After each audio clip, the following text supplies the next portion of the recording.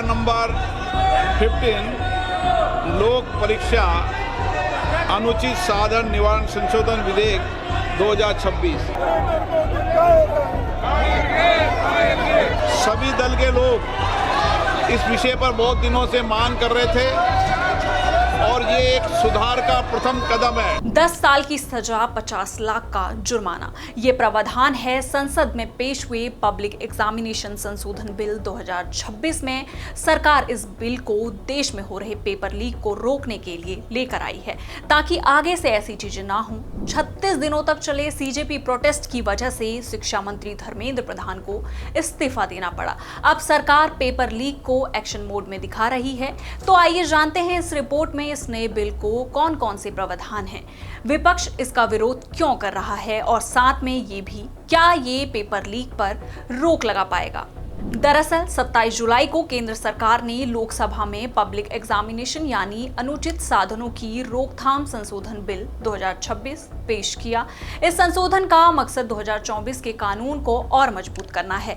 नए बिल में paper leak और संगठित नकल के मामलों में जेल की सजा और जुर्माना बढ़ाने, स्पेशल टास्क फोर्स यानी एसटीएफ बनाने, फास्ट ट्रैक कोर्ट स्थापित करने और जांच और अपील के लिए तय समय सीमा लागू करने का प्रस्ताव है। ये बिल ऐसे समय में आया है जब कुछ ही हफ्ते पहले नीट पेपर लीक विवाद को लेकर देश भर में बड़े पैमाने पर विरोध प्रदर्शन हुए थे और परीक्षा प्रणाली की पारदर्शिता पर गंभीर सवाल उठे थे। अब सबसे पहले ये समझना जरूरी है कि ये कोई नया कानून नहीं है।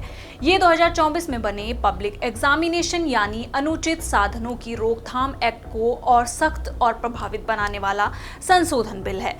2024 का कानून देश का पहला केंद्रीय कानून था जिसे प्रतियोगी और सार्वजनिक परीक्षाओं में पेपर लीक, संगठित नकल, परीक्षा प्रक्रिया में छेड़छाड़ और परीक्षा माफिया पर लगाम लगाने के लिए लाया गया था।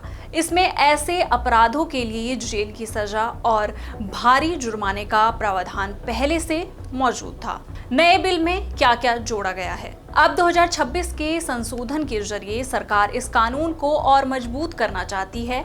इसके तहत सिर्फ सजा बढ़ाने की बात नहीं है बल्कि पूरी जांच और न्यायिक प्रक्रिया को तेज बनाने पर भी जोर दिया गया है। इस संशोधन में कई बड़े प्रावधान जोड़े गए हैं जैसे पेपर लीक और संगठित नकल के मामलों में और कड़ी सजा, जांच पूरी करने और मुकदमे के निपटारे के लिए तय समय सीमा, केंद्र सरकार को स्पेशल टास्क फोर्स बनाने का अधिकार, ऐसे मामलों की सुनवाई के लिए स्पेशल फास्ट ट्रैक कोर्ट और फैसलों के खिलाफ अपील की एक विशेष व्यवस्था जैसी चीजें शामिल हैं। सरकार का कहना है कि हाल के वर्षों में सामने आए पेपर लीक और परीक्षा घोटालों में लाखों छात्रों का भरोसा कमजोर किया गया है। इसलिए इस संशोधन का उद्देश्य सिर्फ अपराधियों को कड़ी सजा देना नहीं बल्कि ऐसा सख्त सिस्टम तैयार करना है जिससे भविष्य में पेपर लीक और संगठित नकल जैसी घटनाओं पर प्रभावी रोक लगाई जा सके और सार्वजनिक परीक्षाओं की पारदर्शिता, निष्पक्षता और विश्वसनीयता बहाल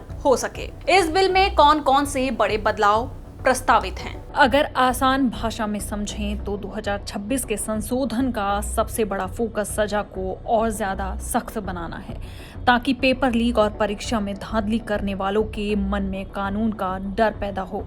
आरोपियों के लिए सजा दोगुनी। पहले 2024 के कानून के तहत पेपर लीक या अनुचित साधनों का इस्तेमाल करने पर अधिकतम 5 साल की जेल और 10 लाख रुपए तक के जुर्माने का प्रावधान था। अब संशोधन के बाद जेल की अधिकतम सजा 10 साल और जुर्माना 50 लाख रुपए तक किया जा सकता है। परीक्षा कराने वाली एजेंसी पर भी सख्ती। अगर किसी परीक्षा एजेंसी, कॉन्ट्रैक्टर या सर्विस प्रोवाइडर की पेपर लीक या धांधली में भूमिका पाई जाती है तो उस पर 5 करोड़ रुपए तक का जुर्माना लगाया जा सकता है। अभी तक ये सीमा 1 करोड़ रुपए थी। इसके अलावा ऐसी एजेंसियों को 4 साल की बजाय 8 साल तक किसी भी सार्वजनिक परीक्षा के आयोजन से प्रतिबंधित किया जा सकता है। बड़े अधिकारियों की भी जवाबदेही। अगर किसी संस्था के सीनियर अधिकारी, डायरेक्टर या जिम्मेदार पदाधिकारी की पेपर लीक में मिलीभगत साबित होती है तो उन्हें 10 साल तक की जेल और भारी जुर्माने का सामना करना पड़ सकता है। यानी अब सिर्फ छोटे कर्मचारियों पर नहीं बल्कि शीर्ष स्तर के अधिकारियों पर भी कार्रवाई होगी। संगठित परीक्षा माफिया पर सबसे बड़ी कार्रवाई। अगर मामला संगठित अपराध का है और इसमें परीक्षा अधिकारी, संस्था या सर्विस प्रोवाइडर की मिलीभगत सामने आती है तो जुर्माना 10 करोड़ रुपए तक लाया जा सकता है। साथ ही दोषियों को 10 साल तक की जेल की सजा भी हो सकती है। कुल मिलाकर सरकार का उद्देश्य साफ है, पेपर लीक और परीक्षा माफिया के पूरे नेटवर्क पर कड़ी कार्रवाई करना, सिर्फ निचले स्तर के लोगों पर नहीं। जांच और मुकदमे पहले से तेज कैसे होंगे? इस संशोधन बिल का एक बड़ा उद्देश्य सिर्फ सजा बढ़ाना नहीं, बल्कि पेपर लीक के मामलों की जांच और अदालत में सुनवाई को तय समय सीमा के भीतर पूरा करना भी है। सरकार का मानना है कि जब तक ऐसे मामलों का जल्द निपटारा नहीं होगा, तब तक कानून का डर भी नहीं बनेगा। स्पेशल टास्क फोर्स का गठन। बिल के तहत केंद्र सरकार को पेपर लीक और परीक्षा घोटालों की जांच के लिए स्पेशल टास्क फोर्स बनाने का अधिकार मिलेगा। इसके अलावा जरूरत पड़ने पर मामलों की जांच केंद्रीय जांच एजेंसियों को भी सौंपी जा सकेगी। जांच पूरी करने की समय सीमा, चाहे जांच राज्य पुलिस करे, केंद्रीय एजेंसी करे या फिर एसटीएफ, आमतौर पर जांच 2 महीने के भीतर पूरी करनी होगी। यानी अब जांच सालों तक लंबित करने की गुंजाइश कम होगी। हर राज्य में फास्ट ट्रैक कोर्ट। इस संशोधन के तहत हर राज्य और केंद्र शासित प्रदेश को इस कानून से जुड़े मामलों की सुनवाई के लिए स्पेशल फास्ट ट्रैक कोर्ट बनानी होगी। इन अदालतों में रोजाना सुनवाई होगी। चार्जशीट दाखिल होने के 3 महीने के भीतर मुकदमे का फैसला करने की कोशिश की जाएगी। केवल विशेष परिस्थितियों में ही इस समय सीमा से छूट दी जा सकेगी।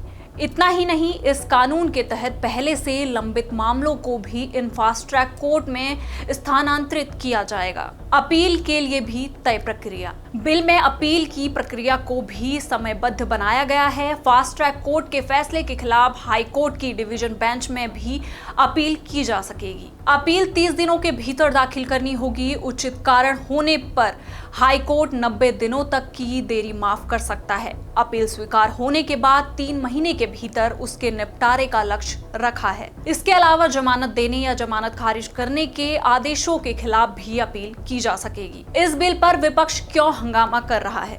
2024 में भी बिल बना था। 2 जुलाई 2024 को प्रधानमंत्री ने कहा था कि हमने ऐसा बिल बना दिया है कि पेपर लीक होगा तो उस आदमी को जिंदगी भर तक जेल काटना पड़ेगा।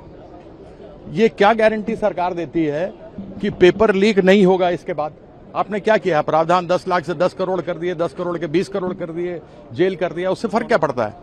प्रश्न ये है कि यूपीएससी का क्यों नहीं लीक होता, कैट का क्यों नहीं होता, नीट का क्यों होता? नीट तो इन्होंने ही बनाया था। तो ये क्या गारंटी देते नहीं होगा? दूसरी चर्चा की बात कर रहे हैं, ये तो विधेयक है।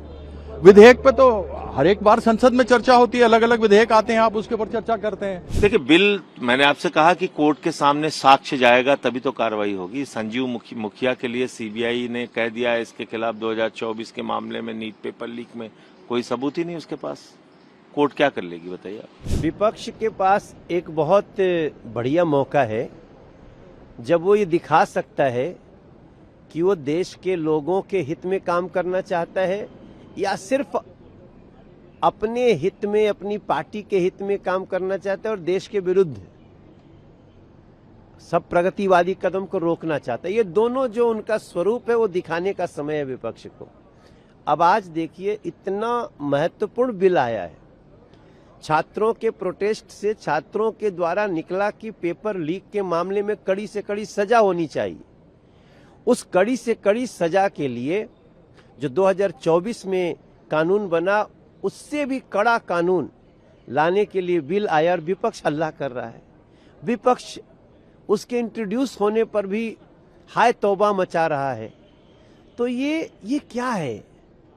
ये दिख रहा है कि ये लोग छात्र हितों में नहीं हैं। अब तो मुझे लगता है कि जो लोग प्रोटेस्ट कर रहे थे उनको जाके विपक्षियों के घर के सामने प्रोटेस्ट करना चाहिए कि ये तो छात्रों के हित का कानून ही नहीं बनाने दे रहे हैं। तो ये थी एंटी पेपर लीक बिल से जुड़ी हमारी रिपोर्ट। आपको कैसी लगी ये रिपोर्ट कमेंट बॉक्स में जरूर बताएं। साथ ही इस पूरे मामले पर आप क्या कहना चाहते हैं कमेंट बॉक्स में जरूर लिखें। बाकी देश दुनिया की खबरों के लिए बने रहिए जनसत्ता के साथ।